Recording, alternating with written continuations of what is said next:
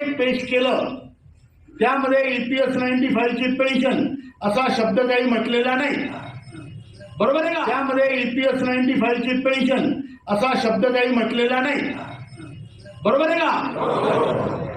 आता काल मी एक YouTube ऐकत होतो, अशोक राऊत झूठ बोला, वो लोगों से पैसे इकट्ठा कर रहा है, वो बदमाश है, वो मोदी का आदमी है, असून सतत चालू आहे, सतत.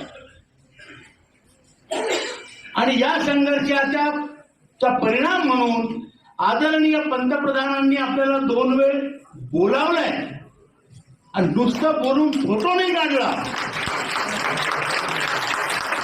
पुष्कळ लोक म्हणतात की राऊत साहेब जातात, म्हणतात आम्ही भेटलो, नुसता फोटो काढून येतात. असं नाहीये, असं करण्याचं काही कारणही नाहीये. त्यांनी आपल्याला बोलावलं आणि अर्धा तास चर्चा करून आपली समस्या समजून घेतली. त्याच्यानंतर त्यांनी त्यावेळेस पहिल्या वेळेस जेव्हा आम्ही भेटलो 4 मार्च 2020, खरं म्हणजे खूप वेळ गेलेला आहे, आणि त्यावेळेस त्यांनी सांगितलं की हा प्रश्न फार जेन्युइन आहे, आपल्याला हा प्रश्न सोडवायला पाहिजे. माझा जो अनुभव आहे तो सांगतोय. तुमच्याशी खोटं बोलून मी काही तुम्हाला वर्गणी जमा करायला सांगत नाही, बरोबर आहे की नाही? जे झालं ते तुम्हाला सांगणं माझं कर्तव्य आहे. त्यानंतर दुसऱ्या वेळेस आपण भेटल्यानंतर तेव्हा सुद्धा त्यांनी म्हटलं तुमचं काम माझ्या लक्षात आहे, तुमचं काम मी करणार आहे, पण यामध्ये ब्युरोक्रॅटिक अडचणी आहेत, म्हणजे प्रशासकीय अडचणी आहेत. आवाज येतो का दादा? नसेल तर पुढे या. आपण आपली गरिबी शेअर करायला पाहिजे, ती जागेची गरिबी असली तरी, बरोबर आहे का? आपणच आपल्याला जागा देणार नाही तर सरकार देणार आहे का? नाही ना. म्हणून बारीक व्हा आणि एकमेकाला जागा द्या. आणि थोडा वेळ मोबाईल जर बंद केला तरी चालेल, कारण 15 मिनिटात चिंता करू नका, थोडा संयम ठेवा, संयम ठेवा. आता काल जसा ते बजेटचं अनाउन्समेंट झालं, मिस कॉल तर मला 87 आले, मी काही घेतले नाही. कारण सांगू काय, मी काय अर्थमंत्री आहे का? अरे आपण मागणारे, भांडणारे, आंदोलन करणारे, देणारा तो आहे.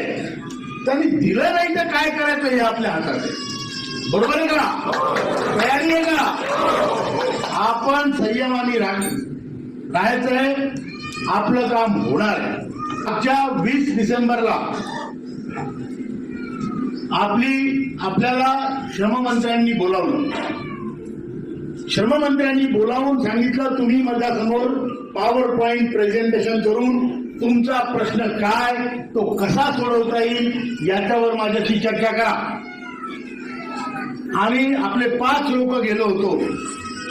मी होतो, आदरणीय वीरेंद्र सिंगजी होते, आदरणीय PN पाटील होते, आदरणीय रमाकांत नरगुणजी होते आणि आदरणीय राजीव भटनागर होते. हे 5 लोक आपण गेलो होतो. तिथे CPFC त्यांची पूर्ण टीम, लेबर सेक्रेटरीची पूर्ण टीम, या सगळे अवेलेबल होते. त्यांच्या समोर आपल्या वतीने आपण प्रेझेंटेशन केलं. त्या प्रेझेंटेशन मध्ये आपण त्यांना सांगितलं की तुमच्याकडे आज रोजी पेन्शन फंडात किती पैसा आहे, आणि आपण जे बोललो ते संपूर्ण पुराव्यानिशी बोललो. नुसत्या गप्पा मारल्या नाही, पुराव्यानिशी आपण सांगितलं की तुमच्याकडे एवढा पैसा आहे.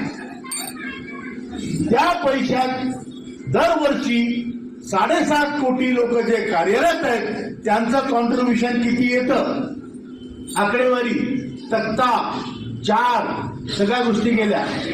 त्यात या दोन्ही